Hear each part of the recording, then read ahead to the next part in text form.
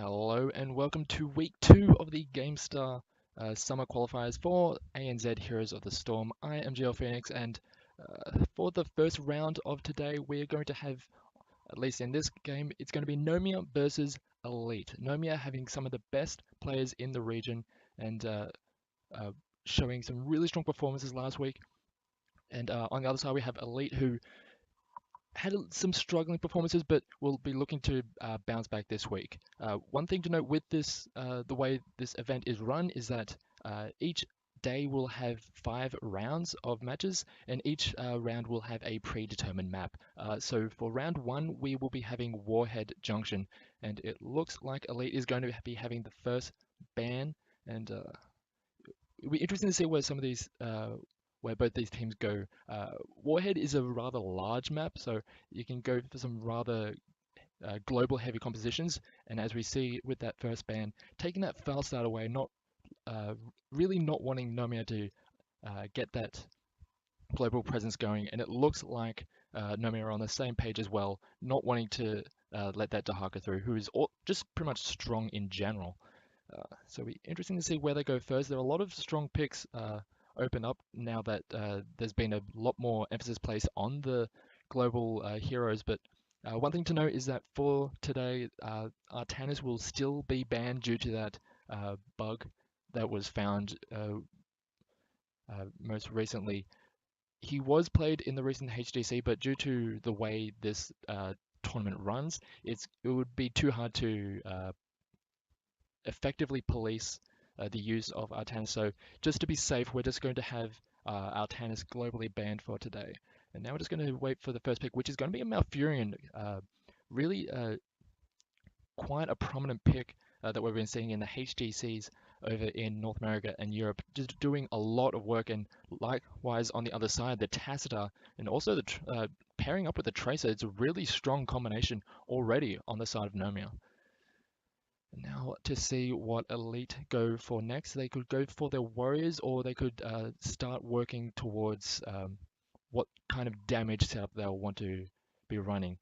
Probably wouldn't be the best of ideas to go towards some of the majors like the Li Ming or the Jaina with that Tracer running around who can really punish those skill shot reliant mages. But it'd be interesting to see, maybe going towards the Valor might be a decent option. She can do a lot of damage and can be quite reliable, and she's not really going to cost you too many games if played correctly.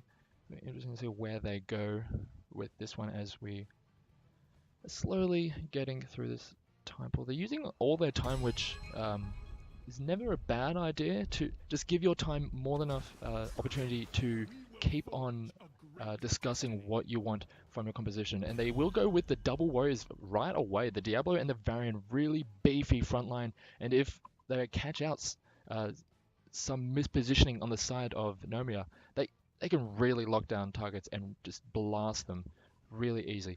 And now we're getting into the second round of bans. It'll be interesting to see where they go from here. It looks like they will go towards banning out the Li Ming, just getting rid of one of the more reliable damage dealers. I did mention that it might be a bit risky running into the Tracer, that Li Ming, but just to be safe, Nomia just want to get rid of it right away. Now we're interested to see what Elite go with. Not too much revealed on the side of Nomia, so it's a bit hard to determine where you want to try and pinch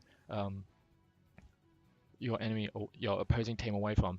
Trying to go to maybe banning out the Brightwing or some other kind of high priority support might be a good option, because even though Tacita is technically a support, you will want another support to to bring some actual healing, because and or there's also the option of going towards the warrior classes.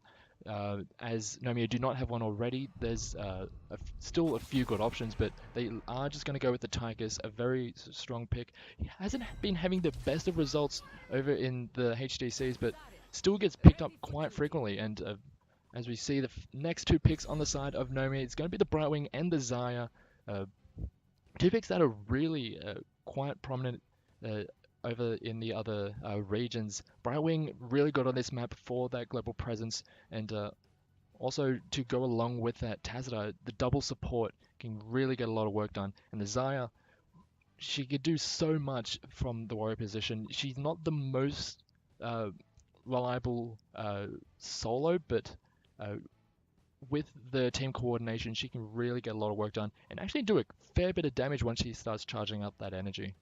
And now we have to see what Elite want to go with for their damage. I'm kind of expecting the Valor, as there are not really two other reliable avenues to go through, as quite a few of them have actually just been banned away. So it'll be interesting to see where they go with this.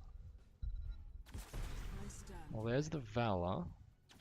It's also going to be the Gul'dan, and one thing I've completely neglected to think about, and Nubarak is going to be the last pickup on the side of Nomia, so rather interesting compositions on both sides. Both have both are bringing a double warrior composition, but on the side of Nomia, their DPS is not the well, I'd say it's not really the highest. They have the Tracer as pretty much their sole assassin.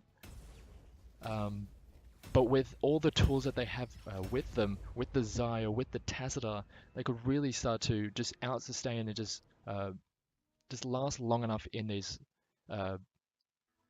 fights to actually get the win. So we are getting into game now. It is on Warhead Junction.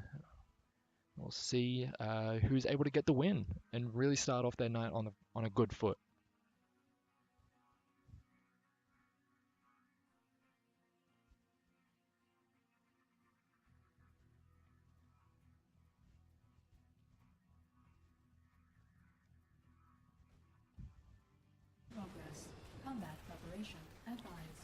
Alrighty, on the blue side, we have Nomia, we have Fat94 on the Tracer, John on the Xayah, Arcana on the Tazada, Robodoba on a Nubarak, and Vanilla on the Brightwing. And on the other side, we have Elite. We have, oh, actually, Crazy Dave getting caught out immediately, trying to get for that vision point, but the members of Nomia were there just a little bit too fast, and Fat is going really aggressive on this Tracer with all the support around him. He's just allowed to be so aggressive with his positioning, doing a lot of damage, and there's so many low health bars on the side of Elite. They are just pressuring them back and getting the advantage at the start of the game. And I will get back to announcing who is on the other side. It is the Ratzer on Mount Fury, Pro on Diablo, but as I say that, the Valor gets taken down. Fat94 on the Tracer, really playing well with the Tesla by his side and getting a lot of work done, and that's going to be a really strong start for them, with the Brightwing already getting a lot of value on the bottom side of the map.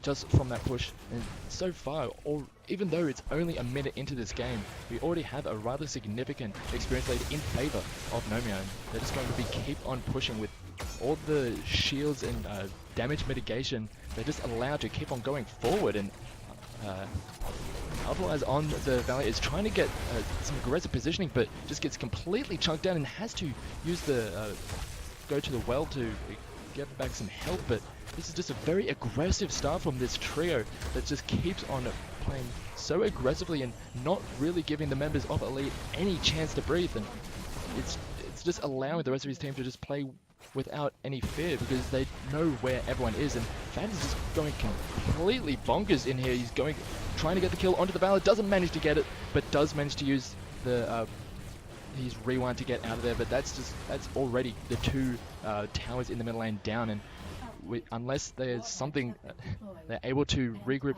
really quickly, then they're going to be running out of room to breathe as the Diablo falls down. The Pulse Bomb is going to be used to take that one out, and that is going to be at least one of the nukes going over to Nomia. But here comes the Gul'dan trying to get some work done, trying to get some damage down, but with the double shields on the side of Nomia, they are going to be able to take out the Mount Furion, and now it's going to be really hard for them to stick around in this fight. It's just that the two damage dealers trying to push back this really strong push on the side of Nomia. They're just going to keep on pushing, going very far forward, trying to get some work done. The Drain Live is doing a lot of work, but the Pulse Bomber is going to be taking them down. But the Tazza does get taken down by the Diablo, who does go charging in.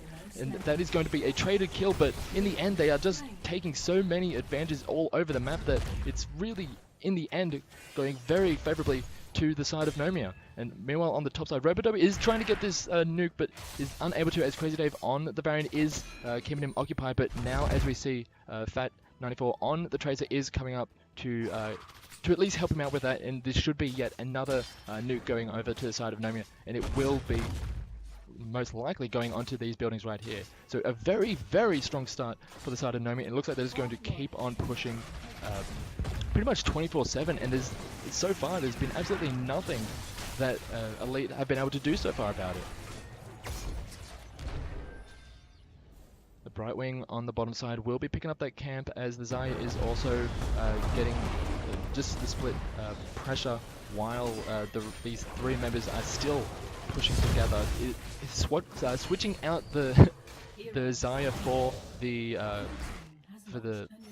Anubarak, but meanwhile on the bottom side, Vanilla and John managed to take out the Gul'dan, who stuck around a little bit too close. Crazy Dave in the same vein is going to step too far forward and will get taken down. Pulse Bomb doesn't land, but the Ratchet is getting body blocked for days, and it should be another one down. They will take him out. That's another 2 kills over to the side of Nomia, and this is just a bloodbath, and it's really going from bad to worse for Aleet so far in this game. And they're just hemorrhaging buildings, they're hemorrhaging experience, they're just not getting much done so far.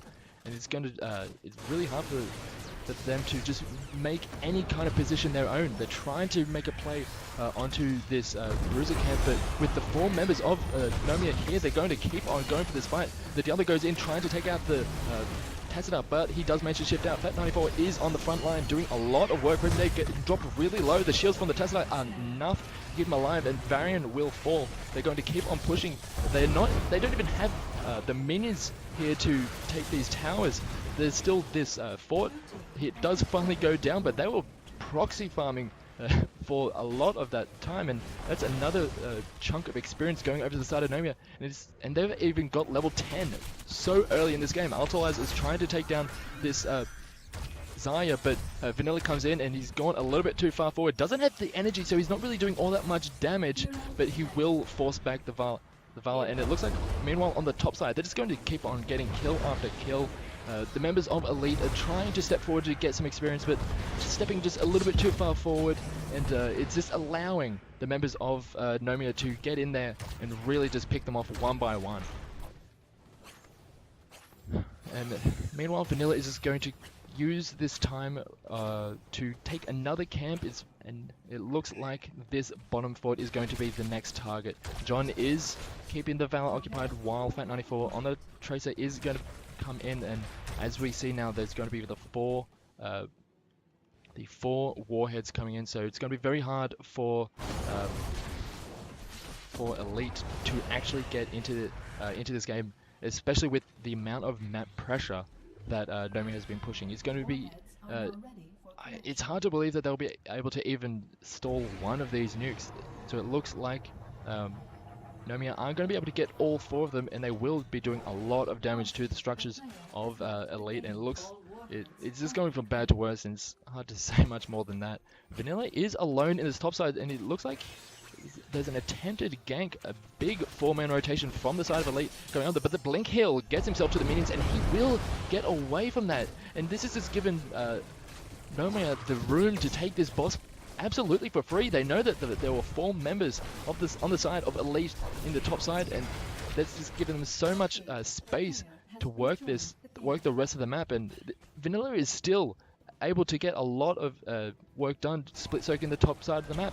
They are going to start working their way towards the bottom side, but a little bit too late. It looks like they're trying to get something, some gank potential going. The Ratchet is very far forward, and he will get taken down immediately. The Pulse Bomb is doing enough to take him down. The Force Wall keeping him away from the rest of his team, and now this is just a scramble for Aleet. They weren't able to get a pick off right away. They have a massive level disadvantage. They're not able to get too much done. Goku on the cooldown gets caught out by the burrow charge, but Tracer does have to rewind to get out of there. But the expulsion zone is doing really well. The force wall is also keeping them out of the base as well, and that's also going to be another 2 kills going over to the side of Nomia. And they are just going to drop these nukes onto this bottom keep, and they're just going to keep on pushing and just keep on getting advantage after advantage. The Rancer is back into the fray, but he cops a pulse bomb and is taking a lot of damage. Fat 94 doing a lot of work, but without the rest of his team dropping the shields on him, he is going to have to back away. He does get a lot of shielding, but will have to rewind, and it looks like there's going to be a lot of nukes being dropped onto the core. They have to use a lot of resources to keep Fat 94 alive, but that is going to be it. A very quick 8-minute game going over to the side of Nomia.